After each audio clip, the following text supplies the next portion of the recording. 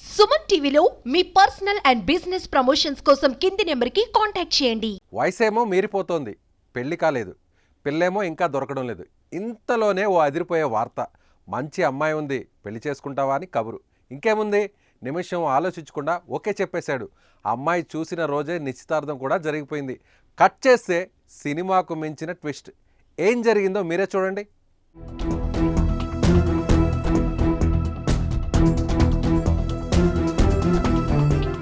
పెళ్ళి ప్రతి ఒక్కరి ఎమోషన్.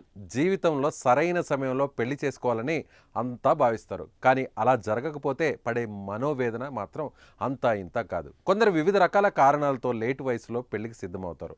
అలాంటి వారిలో ఒకరు కాకినాడకు చెందిన టి కృష్ణమోహన్. సరైన సమయంలో వివాహం చేసుకొని ఆయన లేటు వయసులో పెళ్లికి సిద్ధమయ్యాడు. తోడు కావాలని కోరుకున్నాడు. అమ్మాయి కోసం వెతకడం ప్రారంభించాడు. తెలిసిన వారికి పిల్ల ఉంటే చెప్పండి అంటూ చెప్పేశాడు. ఈ క్రమంలోనే శిరీష అనే మధ్యవర్తిని సంప్రదించి విషయం చెప్పాడు మనోడు.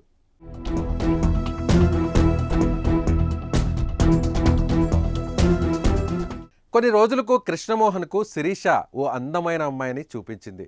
రాజమండ్రి శివారు ప్రాంతంలో ఉన్న నామవరం గ్రామానికి తీసుకెళ్లి నీరజను పెళ్లి కుమార్తెగా చూపించింది. నీరజను చూసిన అతడు పెళ్లికి ఓకే చెప్పేశాడు. అమ్మాయి బాగా నచ్చడంతో కృష్ణమూర్తి పెళ్లికి సిద్ధమైపోయాడు. అయితే పెళ్లి కుమార్తె తరపున వారు కూడా ఇక ఏ మాత్రం ఆలోచించకుండా అదే రోజు నిశ్చితార్థం చేయడానికి సిద్ధమైపోయారు.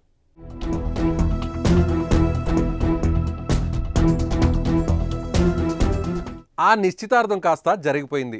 ఇక మాటలు మొదలయ్యాయి. తర్వాత 2 పర్యాయాలు 6 లక్షల రూపాయలు బంగారం, సెల్ ఫోన్లు ఆ అమ్మాయికి ఇప్పించారు పెళ్లి పెద్దలు.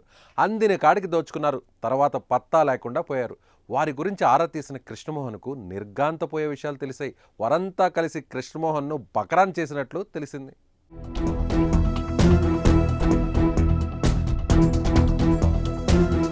సినిమా పేరేమో పెళ్ళి. స్క్రీన్ ప్లే, స్క్రిప్ట్, దర్శకత్వం అంతా మధ్యవర్తిగా ఉన్న శిరీషానే. నీరజ ఇక హీరోయిన్గా వ్యవహరించింది. పెళ్లి పెద్దలు ఆర్టిస్టులు అయిపోయారు. నిర్మాత మాత్రం కృష్ణమోహన్. ఈ ఎపిసోడ్లో జరిగింది ఇదే. వారంతా మోసగాళ్లే.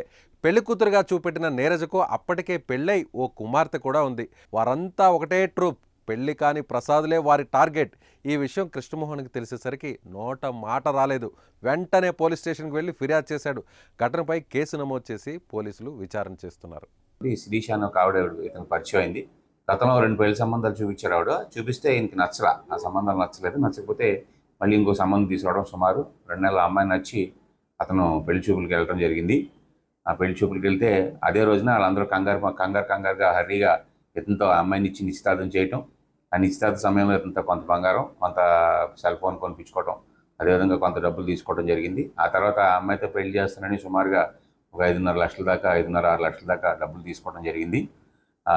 తీసుకున్న తర్వాత ఇతనికి తెలిసినటువంటి విషయం ఏంటంటే అప్పటికే ఆ అమ్మాయికి పెళ్ళయిందని, ఆ అమ్మాయి వాళ్ళ చేతిలో అతను మోసపోయిందని చెప్పి తెలిసింది. దాని మీద 1 టౌన్ పోలీస్ స్టేషన్లో రిపోర్ట్ అవ్వడం జరిగింది.